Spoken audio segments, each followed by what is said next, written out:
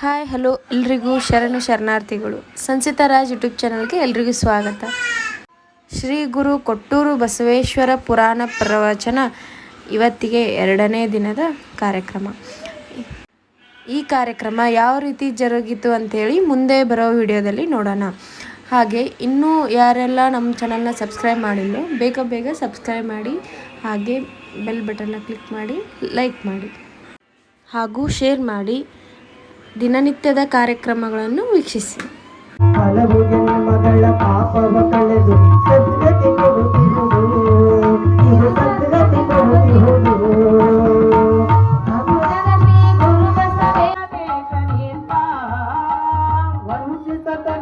ಶ್ರೀ ಕಲ್ಲೇಶ್ವರಾಯ ನಮಃ. ಶ್ರಾವಣ ಮಾಸದ ಎರಡನೇ ದಿನದ ಶ್ರೀ ಗುರು ಕೊಟ್ಟೂರು ಬಸವೇಶ್ವರ ಪುರಾಣ ಪ್ರವಚನವನ್ನು ಇಂದು ಪ್ರಾರ್ಥನೆಯೊಂದಿಗೆ ಪ್ರಾರಂಭ ಮಾಡಲಾಯಿತು. ಇಂದಿನ ಕಾರ್ಯಕ್ರಮಕ್ಕೆ ಆಗಮಿಸಿರುವ ನಮ್ಮ ಗುರುಗಳಾದ, ಇಂದಿನ ಕಾರ್ಯಕ್ರಮದ ಸಮ್ಮುಖವನ್ನು ವಹಿಸಿರುವ ನಮ್ಮ ಗುರುಗಳಾದ ಶ್ರೀಮನ್ ನಿರಂಜನ ಪ್ರಣವ ಸ್ವರೂಪಿ ಶ್ರೀ ಮರಿಶಾಂತವೀರ ಮಹಾಸ್ವಾಮಿಯವರಿಗೆ ಎಲ್ಲರ ಪರವಾಗಿ ಭಕ್ತಿಪೂರ್ವಕ ಸ್ವಾಗತವನ್ನು ಕೋರುತ್ತೇನೆ.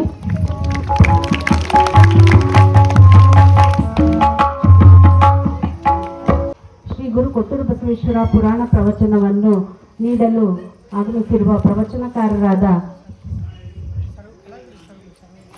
ಸಂಗೀತ ಕಲಾ ಬಳಗದವರಿಗೂ ಸ್ವಾಗತವನ್ನು ಕೋರುತ್ತೇನೆ. ಹಾಗೂ ಇಲ್ಲಿ ಆಗಮಿಸಿರುವ ಎಲ್ಲರಿಗೂ ಕೂಡ ಇಂದಿನ ಕಾರ್ಯಕ್ರಮಕ್ಕೆ ಸ್ವಾಗತವನ್ನು ಕೋರುತ್ತೇನೆ. ಚರೇತ ಅತಿಥಿ ರೂಪೇಣ ನಮಸ್ತೆ ಜಗವಾತ್ಮರೇ ನಮಃ. ಮಾನವನಿಗಿಲು ಅವನಿಗಿರುವುದು ಜ್ಞಾನದ ಬಲ. ಇದೆಲ್ಲ ಇನ್ನಿತರ ಪ್ರಾಣಿಗಳಿಗೆ. ಜ್ಞಾನಿಯಾಗುತ್ತಾ ದೇವ ಮಾನವನಾಗನೆಂದಾತ ಮುರಗಿರಿಯ ಅನ್ನದಾನೇಶ. ಜ್ಞಾನಿಯಾಗುತ್ತಾ ನೀ ದೇವ ಮಾನವನಾಗ ಎಂದಾತ ಮುರಗಿರಿಯ ಅನ್ನದಾನೇಶ. ಪುರಾಣ ಪ್ರಾರಂಭೆ ಪೂರ್ವ ಕಥಾನುಸಾರಿ. ನಿಮ್ಮೆಲ್ಲರ ಮುಂದುವರೆದ ಭಾಗ ಮಾನವ ಯಾಕೆ ದೊಡ್ಡವನಾದ ಅನ್ನುವಂಥ ವಿಚಾರವನ್ನ ನಿನ್ನೆ ಕೂಡ ನಾವೆಲ್ಲ ತಿಳ್ಕೊಂಡಿದ್ದೇವೆ. ಮತ್ತು ಪ್ರಾಣಿಗಳಿಗೂ ಮಾನವನಿಗಿರುವ ವ್ಯತ್ಯಾಸವನ್ನ ಈ ಒಂದು ವಚನದೊಳಗ ಆಧುನಿಕ ವಚನಕಾರರು ನಮ್ಮಲ್ಲಿ ನೋಡಿ, ಪ್ರಾಚೀನ ಸಾಹಿತ್ಯ ಮತ್ತು ವಚನ ಸಾಹಿತ್ಯ ಅನ್ನುವಂಥದ್ದು ಬರ್ತದೆ. ಎರಡು ಆಧುನಿಕ ಸಾಹಿತ್ಯ ಅನ್ನುವಂಥದ್ದು ಬರ್ತದೆ. ಅಲ್ಲಿ ಆಧುನಿಕ ವಚನಕಾರರೊಬ್ಬರಾಗಿರುವ ಗಣ ವಿರಕ್ತ ಪರಂಪರೆಯ ಮೇರು ಪರ್ವತರು, ವಯೋವೃದ್ಧರು, ಜ್ಞಾನವೃದ್ಧರು, ಅನೇಕ ಪ್ರಶಸ್ತಿಗಳ ಪುರಸ್ಕಾರಗಳ ಸರಮಾಲೆಯನ್ನೇ ತಮ್ಮ ಪಾದ ಸಾನ್ನಿಧ್ಯದೊಳಗೆ ಇರಿಸಿರುವಂಥವರು ಮುಂದರಿಗೆ ಜಗದ್ಗುರುಗಳು. ಭಿಕ್ಷಾಟನೆಗಾಗಿ ಬಂದಾಗ ಭವತಿ ಭಿಕ್ಷಾಂತಿ ಅಂತ ಕೇಳಿದರು. ಭವತಿ ಭಿಕ್ಷಾಂತಿ ಅಂತ ಕೇಳಿದಾಗ ಆ ರಾಜನ ಸತಿ ಪಿಂಗಳ, ನಿಜಗುಣರ ರಾಜನ ಹೆಂಡತಿ ಪಿಂಗಳ ಹೆಂಡತಿ ಹೆಸರು. ಬಂದು ನೋಡ್ತಾಳ, ಸ್ವಾಮಿ ಬಂದು ನಿಂತಾನ. ಏನು ಹಿಡಿಬೇಕು ತಿಳಿಲಾರ್ದಾರೆ, ಭಾಳ ಹಸಿವೆ ಆಗ್ಯದ, ನಾವು ಆದಷ್ಟು ಬೇಗನೆ ಹೋಗ್ಬೇಕು ತಾಯಿಯವರೇ, ಏನಾದರೂ ನೀಡಿ. ರಾತ್ರಿ ಮಾಡಿದ ಅನ್ನ ಉಳಿದಿತ್ತು. ಬೆಳಗಿನ ಜಾವ ಅದು ತಂಗಳಾಗಿತ್ತು. ಆ ಅನ್ನವನ್ನೇ ಜಂಗಮನ ಜೋಳಿಗೆಗೆ ನೀಡಿದರು. ನಿಜಗುಣ ರಾಜ ಒಳಗಡೆ ಸ್ನಾನ, ಪೂಜೆ, ನಿತ್ಯ ಕರ್ಮಾದಿಗಳನ್ನ ಪೂರೈಸುವ ಕಾರ್ಯದೊಳಗ ಚಟುವಟಿಕೆಗಳೊಳಗ ತಲ್ಲೀನನಾಗಿದ್ದ. ತಕ್ಷಣ ರಾಜ ಕೇಳದ, ಏನೋ ಬಾಗಲ ಮುಂದೆ ಯಾರೋ ಬಂದಂಗಾಗಿತ್ತು, ಏನೋ ಕೇಳದಂಗಾಗಿತ್ತು, ಏನದು, ಯಾರವರು ಬಂದವರು ಅಂತ ಕೇಳಿದಾಗ ಆಗ ರಾಜನ ಹೆಂಡತಿ ಪಿಂಗಳ ಹೇಳ್ತಾಳೆ, ಮಹಾರಾಜ ಸ್ವಾಮಿ ಎನ್ನುಡಿಯ ಪೂರ್ವ ಜಂಗಮರು ಬಂದಿದ್ರು, ಬಹಳ ಹಸಿವೆ ಅಂದ್ರು, ಏನಾದ್ರೂ ನೀಡ್ಬೇಕನ್ನೋದ್ರೊಳಗಾಗಿ ನೀಡ್ಲಿಕ್ಕೆ ಪಡಿ ಪದಾರ್ಥಗಳಿರ್ಲಿಲ್ಲ. ಮತ್ತೆ ಏನು ನೀಡಿದೆ ಅಂತ ಕೇಳ, ದವಸ ನೀಡಿದೆವು, ಧಾನ್ಯ ನೀಡಿದೆವು, ಕಾಳು ಕಡಿ ನೀಡಿದೆವು, ಏನು ನೀಡಿದೆ ಅಂದಾಗ, ಇಲ್ಲ ರಾತ್ರಿ ಮಾಡಿದ ಅನ್ನ ಉಳಿದಿತ್ತು, ಅದನ್ನು ನೀಡಿದ್ವಿ. ಈ ಒಂದು ಮಾತನ್ನ ಹೇಳಿದ ತಕ್ಷಣ ಕೇಳಿದ ರಾಜನಿಗೆ ಎಷ್ಟು ದುಃಖ ಆಗ್ಲಿಕ್ಕಿಲ್ಲ, ಎಷ್ಟು ಕೋಪಗೊಂಡ ಅಂದ್ರೆ ಅದಕ್ಕೆ ನಾ ಪ್ರಾರಂಭದೊಳಗೆ ಒಂದು ವಚನ ಹೇಳಿದೆ. ಸರ್ವ ಲೋಕೋಪಕಾರಾಯ ಯೋ ದೇವೋ ಪರಮೇಶ್ವರ ಚರೇತ ಅತಿಥಿ ರೂಪೇಣ ನಮಸ್ತೆ ಜಂಗಮಾತ್ಮನೇ ನಮಃ. ಏ ಅವಿವೇಕಿ, ನನ್ನ ಗಂಡನಿಗೆ ಹಳಸಿದ ಅಂಬಲಿ, ನಿನ್ನ ಗಂಡನಿಗೆ ಮೃಷ್ಟಾನ್ನ ಭೋಜನವೇ? ಜಂಗಮ ನನ್ನ ದೇವ ನನ್ನ ಆರಾಧನೆ ಮಾಡತಕ್ಕಂಥ ಶ್ರೇಷ್ಠ ಸ್ವಾಮಿ ಅಂತವನಿಗೆ ಹಳಸಿದ ಅನ್ನ ನೀಡಿದೆ, ನಿನ್ನ ಗಂಡನಾದ ನನಗೆ ಮೃಷ್ಟಾನ ಮಾಡಿ ನೀಡ್ತೀಯಲ್ಲ, ನಿನ್ನಂತ ಅವಿವೇಕ ಬುದ್ಧಿಗೇಡಿ ತನದೊಳಗೆ ಜೀವನ ಮಾಡೋದ್ರೊಳಗೆ ಅರ್ಥ ಇಲ್ಲ ಅಂದವ. ತಕ್ಷಣವಾಗಿ ರಾಜ ಆ ಪ್ರಾಂತವನ್ನ ತೊರೆದ. ಏನು ಸಂಪತ್ತು, ಏನು ವೈಭವ, ವಜ್ರ ವೈಡೂರ್ಯ ಮುತ್ತು ರತ್ನಗಳ ಖನಿಜಗಳ ಆಗರವೇ ಅರಮನೆ ಬಿಟ್ಟು ಎಲ್ಲಿ ಹೋದ ಅಂದ್ರೆ ಮೈಸೂರಿನ ಶಂಭುಲಿಂಗನ ಬೆಟ್ಟಕ್ಕೆ ಬರ್ತಾರೆ. ಆ ಶಂಭುಲಿಂಗನ ಬೆಟ್ಟದ ಗುಡ್ಡದ ಗವಿಯೊಳಗ ಹಲವಾರು ವರ್ಷಗಳ ಕಾಲ ಅನುಷ್ಠಾನ ಪೂಜೆ ಜಪ ತಪಾದಿಗಳನ್ನ ಮಾಡಿ ಸಿದ್ಧಿ ಸಾಧನೆಯನ್ನ ಮಾಡಿಕೊಂಡು ಆಗ 6 ಶಾಸ್ತ್ರಗಳನ್ನು ಬರೆದರು. ನಿಜಗೊಂಡ್ರು ಕೈವಲ್ಯ ಪದ್ಧತಿಯಲ್ಲಿ 5 ಸ್ಥಳಗಳನ್ನು ಬರೀತಾರೆ. ಶಿವಕಾರುಣ್ಯ ಸ್ಥಳ, ನೀತಿ ಕ್ರಿಯಾಚರ್ಯ ಸ್ಥಳ, ಯೋಗ ಪ್ರತಿಪಾದನಾ ಸ್ಥಳ, ಜ್ಞಾನ ಪ್ರತಿಪಾದನಾ ಸ್ಥಳ ಮತ್ತು ಜೀವ ಸಂಬೋಧನಾ ಸ್ಥಳ ಅನ್ನುವಂತ 6 ಸ್ಥಳಗಳನ್ನು ನಿಜಗೊಂಡು ಬರೀತಾರೆ. ಈ 5 ಸ್ಥಳಗಳನ್ನು ಒಳಗೊಂಡಿರುವಂತದ್ದು ಕೈವಲ್ಯ ಪದ್ಧತಿ. ಕೈವಲ್ಯ ಅಂದ್ರೆ ಏನ್ರಿ? ಮೋಕ್ಷ. ಕೈವಲ್ಯ ಅಂದ್ರೆ ಮುಕ್ತಿ, ಪದ್ಧತಿ ಅಂದ್ರೆ ಮಾರ್ಗ. ಈ ಕೈವಲ್ಯ ಪದ್ಧತಿ ಒಳಗ ಜೀವ ಸಂಬೋಧನೆಗಳೊಳಗೆ ನಿಜಗೊಂಡು ಬರೀತಾರೆ. ಸುಮ್ಮನೆ ಕಾಲವನ್ನು ಕಳೆದು ಸಾವು ದುಚಿತವೇ, ನೆಂಬಿ ನಿಜವನ್ನು ಮುಕ್ತಿ ಪಡೆಯದೇ ಮನುಜ. ಸುಮ್ಮನೆ ಕಾಲ ಕಳ್ಕೊಂಡು ಹೊಂಟು ಬಿಡ್ತೀವಿ ನಾವೆಲ್ಲ. ತಿಳಿದೇ ಹೇಳೋದದ, ನಿತ್ಯ ಕಾಯಕ ಮಾಡೋದದ, ನಾಷ್ಟ ಮಾಡೋದದ, ಜೀವನ ಮತ್ ಮುಂದೆ ಹೋಗೋದದ, ದುಡಿಯೋದದ, ನೌಕರಿ ಚಾಕರಿ, ರೈತ. ಬೀರೂರು ಗುರುಬಸು ಮಹಾಸ್ವಾಮಿಗಳಂತವ್ರಾಗಿಲ್ಲ, ಹಾವೇರಿ ಹುಕ್ಕೇರಿ ಮಠದ ಮಹಾತಪಸ್ವಿ ಲಿಂಗೈಕ್ಯ ಶಿವಬಸು ಮಹಾಸ್ವಾಮಿಗಳಂತವ್ರು, ಇವರೆಲ್ಲ ತಾಯಿ ಗರ್ಭದಿಂದ ಬಂದವರು, ಮಾನವರಾದವರು, ಮಹಾದೇವನಾದವರು, ಮಹಾತ್ಮನಾಗಿ ಮಹಾದೇವನಾಗಿ ದೇವನಾಗಿ ಇಂದಿಗೂ ಕೂಡ ಜಗತ್ತಿನ ಇತಿಹಾಸಗಳು ಉಳಿದಾರು. ಒಬ್ಬರೇ ಇಬ್ಬರೇ ನೋಡಿ, ಎಲ್ಲಾ ಪ್ರಾಣಿಗಳಿಗಿಂತ ಮಿಗಿಲಾದವನು ಮಾನವ. ಹೀಗೆ ಅರಣ್ಯದೊಳಗ್ರಿ ಕಾಡಿನೊಳಗ ಎಲ್ಲಾ ಪ್ರಾಣಿಗಳ ಮೀಟಿಂಗ್ ಕುಡಿಯೋದು ಅಂತ ಸಭೆ. ಆ ರಾಜನ ಬಹಳ ಶ್ರೇಷ್ಠ ಪಟ್ಟದ ಕುದುರೆ ಅದು. ಅದನ್ನ ಪಳಗಿಸ್ಬೇಕಂತ ಒಬ್ಬ ಕೂಲಿಕಾರನನ್ನ ನೇಮಕ ಮಾಡದವ, ಆಳನ್ನ ನೇಮಕ ಮಾಡದ. ಯಾರು? ರಾಜ. ಅವ ಬಹಳ ಚಂದ ಮೇಯಿಸ್ತಿದ್ದಾನೆ. ಆಳಮಗ ಕುದುರೆ ಚಾಕರಿ ಮಾಡ್ತಿದ್ದ, ಮೈ ತೊಳಿತಿದ್ದ, ಹುಲ್ಲು ಮೇಯಿಸ್ತಿದ್ದ, ಹುಲ್ಲು ತಿನ್ನಿಸ್ತಿದ್ದ, ನೀರು ಕೊಡ್ತಿದ್ದ, ಚಾಕರಿ ಮಾಡ್ತಿದ್ದ. ಆದ್ರೆ ಅವನಿಗೆ ವ್ಯವಹಾರಿಕ ಜ್ಞಾನ ಇರಲಿಲ್ಲ. ಯಾರಿಗೆ? ಆ ಚಾಕರಿ ಮಾಡೋನು. ರಾಜ ಪಗಾರ ಕೊಡ್ಬೇಕಾದ್ರೆ, ಮುಂದಿನ ತಿಂಗಳ ಕೊಡ್ತೀರೋ ಅಂತಿದ್ದ, ಮತ್ತೊಂದು ತಿಂಗಳ ಬಿಟ್ಟು ಕೊಡ್ತೀರೋ ನಿನ್ನ ಸಂಬಳ ಅಂತಿದ್ದ. ಹೀಗಿದ್ದಾಗ ಅವ ಚಾಕರಿ ಮಾಡೋ ವಿಚಾರ ಮಾಡ್ದ. ನಮ್ಮ ರಾಜರು ಹೊಸ ಕುದುರೆ ತಗೊಂಡು ಬಂದಾರ, ಪರಂತು ನಾನು ಇದರ ಚಾಕರಿ ಮಾಡ್ತೀನಿ, ನನಗ ಪಗಾರ ಕೊಡೋದ್ರಾಗರಿದ್ದು ಹೇಗಾದ್ರೂ ಮಾಡಿ ವ್ಯವಸ್ಥೆ ಮಾಡ್ಬೇಕಂತ ಹೇಳಿ ತಿಳ್ಕೊಂಡು ಒಂದು ದಿವಸ ಏನು ಮಾಡಿದಿಲ್ರಿ, ಅವ ರಾಜನ ಕಣ್ಣು ತಪ್ಪಿಸಿ ಆ ಕುದುರೆ ತಗೊಂಡು ಮಾರಾಟ ಮಾಡಿ ಹಣ ತಗೊಂಡು ಬಿಡ್ಬೇಕಂತ ಬಂದನ್ರಿ. ಅವ ಎಲ್ಲಿಗೆ ಬಂದ? ಇಲ್ಲೇ ನಿಮ್ಮ ಪಕ್ಕದ ಬೊಮ್ಮನಹಳ್ಳಿ ಅದ ಅಂತ ಪಟ್ಟಣಕ್ಕೆ ಬಂದವ. ವ್ಯವಹಾರ ಜ್ಞಾನ ಕಡಿಮಿತ್ತು. ದಂಡ ಬಜಾರಕ್ಕೆ ಬಂದ, ಕುದುರೆಯನ್ನ ಕಟ್ಟದ.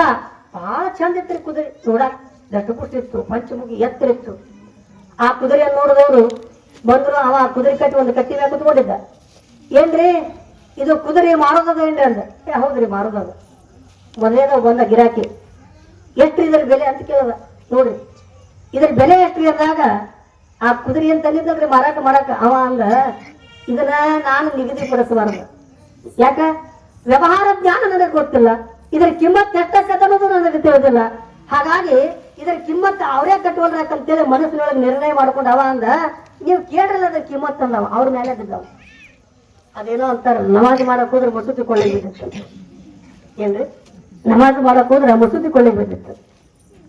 ಮುಂದೆ ಅವ ಅಂದ, ಕುದುರೆ ಬಹಳ ಚಲೋ ಅದ, ಇದು 5,000 ಕಿಮ್ಮತ್ ಆಗ್ತದ, ಕೊಡ್ತೀರಿ ಅಂದ್ರೆ ನಾವು 5,000 ಕಿಮ್ಮತ್ ಆಗ್ತದ, ಕೊಡ್ತೀರಿ ಅಂದ್ರೆ ಅಂದಾಗ ಇವ ಮನಸ್ಸಿನಾಗ ಅನ್ಕೊಂಡ, ಓಹೋ ಮೊದಲೇ ಗಿರಾಕಿ ಬಂದ 5,000 ಕೇಳದ ಅಂದ್ರ ಇದ್ರ ಕಿಮ್ಮತ್ ಇನ್ನೂ ಎಷ್ಟು ಹೆಚ್ಚಾಗಿರ್ಲಿಕ್ಕಿಲ್ಲ, ಎಷ್ಟರ ಮಟ್ಟಿಗೆ ಹೋಗ್ಲಿಕ್ಕಿಲ್ಲ, ವಿಚಾರ ಮಾಡೋಣ ಅಂತ ಹೇಳಿ ತಿಳ್ಕೊಂಡು ಅವ ಅಂದ, ಇಷ್ಟು ಕೊಡ್ಲಿಕ್ಕೆ ಆಗೋದಿಲ್ರಿ, ಇದ್ರ ಕಿಮ್ಮತ್ ಇನ್ನೂ ಬಹಳ ಅದ, ಇದನ್ನ ಕೊಡ್ಲಿಕ್ಕೆ ಆಗೋದಿಲ್ಲ.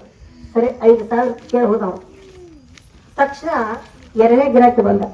ಏನ್ರಿ ಇದು ಕುದುರೆ ಮಾರೋದೇನು ಕೊಡೋದದೇನು? ಸರಿ ಕೊಡೋದದ ಮಾರೋದ. ಎಷ್ಟು ಇದ್ರ ಕಿಮ್ಮತ್ತ? ನೀವ ಕೇಳಿಲ್ಲ ಅಂದಾಗ ಅವ ಅಂದ, ಇದ್ರ ಕಿಮ್ಮತ್ತು 10,000 ಆಗ್ಬೋದು, ಕೊಡ್ತೀರಾ? 10,000 ಅಂದ.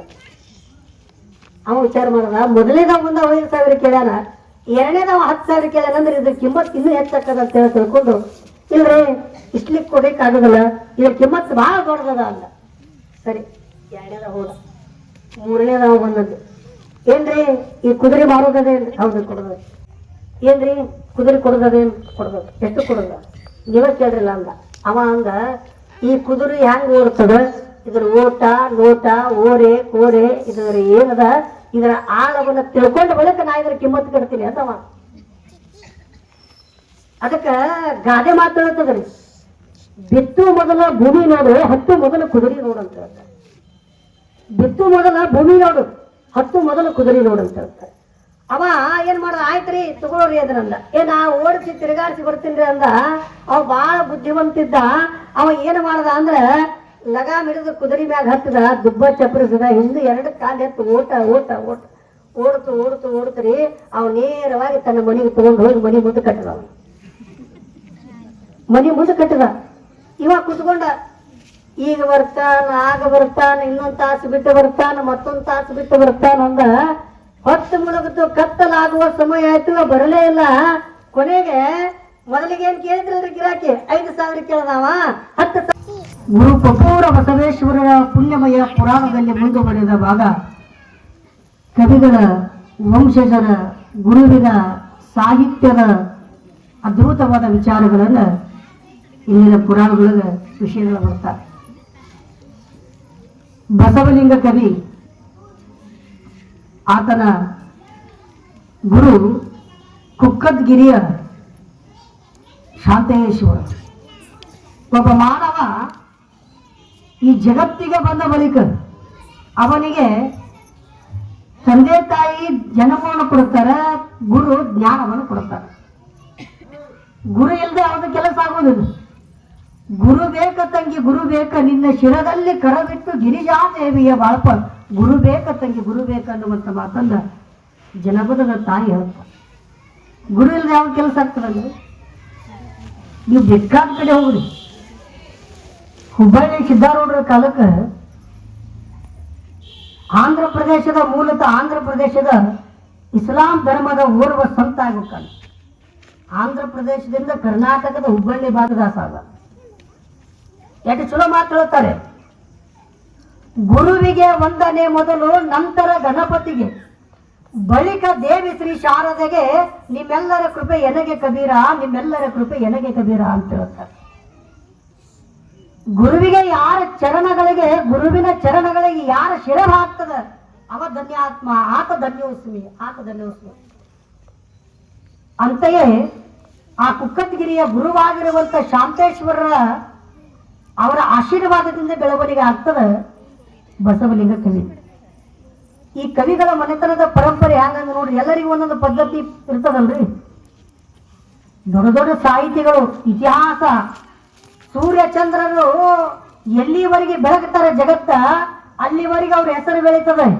ಈಗಿನ ದಿನಮಾನದೊಳಗೆ ಇದ್ದಾರೆ, ಅವ್ರಿಲ್ಲ ಅಂತಲ್ಲ, ಅವ್ರು ಮಾಡಿರ್ತಕ್ಕಂಥ ಸಾಹಿತ್ಯ ದಿನಮಾನದ ಬದುಕದ ರೂಪದ ವ್ಯವಸ್ಥೆ ಹೇಗಿತ್ತು ಅಂದ್ರೆ ನಿತ್ಯ ಸಾಧನೆ, ಸಾಹಿತ್ಯದ ಸಾಧನೆ. ಕೃಷಿ ಮಾಡಿದೆ, ಕೃಷಿ ಇಲ್ಲದೆ ಯಾವ್ದಾಗುದಿಲ್ಲ.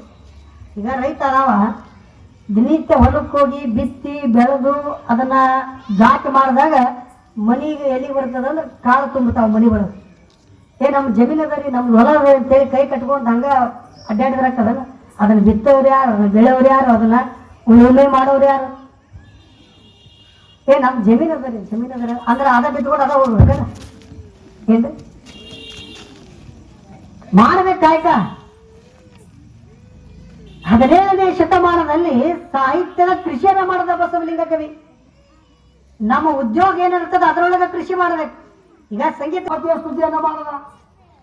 ಯಾಕೆ ಗಣಪತಿ ಸ್ತುತಿ ಮಾಡ್ತಾರೆ? ಮುಂದೆ ಬಂತ್ರಿ ಶ್ರಾವಣ ಆದ ತಕ್ಷಣ ಬರೋದು ಯಾವ್ದ್ರಿ? ಯಾವ್ದ್ರಿ? ಭಾದ್ರಪದ ಮಾಸ. ಏನ ಗಣಪತಿಯನ್ನ ಬಹಳ ಚಂದ ಮೆರವಣಿಗೆ ಮಾಡ್ಕೊಂಡು ಬರ್ತಿರ್ತಾರ. 5ನೇ ದಿವಸ, 6ನೇ ದಿವಸಕ್ಕೆ ಅವನು ಮನೆಗಿರಂಗಿಲ್ಲ. ಯಾಕ? ಸಮಯ. ಸಮಯ. ಯಾಕೆ ಗಣಪತಿ ಪೂಜೆ ಮಾಡಬೇಕು ಅಂದ್ರೆ ಕೈಲಾಸದೊಳಗೆ ಒಂದು ಘಟನೆ ನಡೆದು ಅಂತ ಕೇಳಿ. ಕೈಲಾಸದಲ್ಲಿ ಪಾರ್ವತಿ ಪರಮೇಶ್ವರರು ವಿರಾಜಮಾನರಾಗಿದ್ದಾಗ ಅವರ ಸಾಮೀಪ್ಯಕ್ಕೆ ಯಾರು ಬಂದರು ಅಂದ್ರೆ ವಿಘ್ನೇಶ್ವರ ಮತ್ತು ಷಣ್ಮುಖ ಕುಮಾರ ಕಾರ್ತಿಕೇಯ ಇರುವರು ಸುಪುತ್ರ ಬಂದು ನಮಸ್ಕಾರ ಮಾಡಿ ಕೈ ಮುಗಿದು ನಿಂತುಕೊಂಡು ತಂದೆ ತಾಯಿ ಅಂತಾರೆ. ಸನ್ನತ ಕುಮಾರ ಕಾರ್ತಿಕ ಸುಬ್ರಹ್ಮಣ್ಯ ಷಣ್ಮುಖ ಅನೇಕ ನಾಮಗಳವನಿಗೆ. ಹಿರಿಯವ ಅಪ್ಪ ಬಾ ಅಂತ ವಿಘ್ನೇಶ್ವರ ಬಂದ, ಅಪ್ಪ ಬಾ ಅಂದ. ನೋಡು ತಂದೆ ತಾಯಿ ಪಾರ್ವತಿ ಪರಮೇಶ್ವರರು ಮಕ್ಕಳಿಗೆ ಹೇಳುತ್ತಾರೆ, ಸನ್ನತ ಕುಮಾರನಿಗೆ ವಿಘ್ನೇಶ್ವರನಿಗೆ, ಅಪ್ಪ ನೋಡು ನಿಮ್ಮಿಬ್ಬರಲ್ಲಿ ಇವರು ನಮ್ಮ ಮಕ್ಕಳೇ, ನಿಮ್ಮಿಬ್ಬರಿಗೊಂದು ಪರೀಕ್ಷೆ ಇಡುತ್ತೇವೆ. ಆ ಪರೀಕ್ಷೆ ಒಳಗೆ ಯಾರು ಪಾಸ್ ಆಗ್ತೀರಿ, ಯಾರು ಉತ್ತೀರ್ಣರಾಗಿ ಬರ್ತೀರಿ, ಯಾರು ಕೀರ್ತಿ ತಗೊಂಡು ಬರ್ತೀರಿ ಅವರಿಗೆ ಜಗತ್ತಿನೊಳಗ ಅಗ್ರಮಾನ್ಯ ಪೂಜೆ, ಮೊದಲ ಪೂಜೆ, ಪ್ರಥಮ ಪೂಜೆ ಅರ್ಹತೆಯನ್ನು ನಾವು ಕೊಡ್ತೇವೆ, ಮಂಗಲಾಶೀರ್ವಾದವನ್ನು ನಾವು ಮಾಡ್ತೇವೆ ಅಂತ ಪಾರ್ವತಿ ಪರಮೇಶ್ವರು ಇಬ್ಬರು ಮಕ್ಕಳಿಗೆ ಹೇಳಿದ್ರು. ಏನದು ಅಂತ ಕೇಳಿದಾಗ, ನೋಡ್ರಪ್ಪ ಈ ಇಡೀ ಜಗತ್ತನ್ನ, ಈ ಬ್ರಹ್ಮಾಂಡವನ್ನ ಯಾರು ಸುತ್ತಾಡ್ಕೊಂಡು ಮೊಟ್ಟ ಮೊದಲಿಗೆ ನಮ್ಮ ಸಾಮೀಪ್ಯಕ್ಕೆ ಬರ್ತೀರಿ ಅವರಿಗಿದು ಕೊಡ್ತೇವೆ ಅಂತ ಅವರು. ಸರಿ ಆಯ್ತು. ಸುಬ್ರಹ್ಮಣ್ಯ ಹಿರಿಯಾವ್ರಿ, ಷಣ್ಮುಖ ಕಾರ್ತಿಕೇಯ ಅವ ಅಂದ. ಆತನ ವಾಹನ ನವಿಲು. ನವಿಲನ್ನ ಹತ್ತಿ ಕುತ್ಕೊಂಡ ಇಡೀ ಜಗತ್ತು ತಿರುಗಾಡ್ಕೊಂಡು ಬರಕ್ ಹೋದವ ಸನ್ನತ ಕುಮಾರ. ಹೋದ ತಕ್ಷಣವಾಗಿ ಅವರು ಧ್ಯಾನ ಸಕ್ತರಾಗ್ಬಿಡ್ತಾರೆ. ಯಾರು? ಪಾರ್ವತಿ ಪರಮೇಶ್ವರರು ಧ್ಯಾನದೊಳಗ ಅಂತರ್ಮುಖಿಯಾಗಿ ಬಾಹ್ಯದ ಪ್ರಪಂಚವನ್ನೆಲ್ಲ ಮರೆತು ಕಣ್ಣು ಮುಚ್ಚಿ ಕುತ್ಕೊಂಡ್ರು, ಧ್ಯಾನ ಮಾಡ್ತಾ ಕುತ್ಕೊಂಡ್ರು. ಇವ ಎರಡನೇ ಪಾಳೆ ಯಾರ್ದರಿ? ಅವ್ರಿಗಿದ್ದಲ್ಲ, ಯಾರು? ವಿಘ್ನೇಶ್ವರ, ಗಜಾನನ, ಗಣಪತಿ.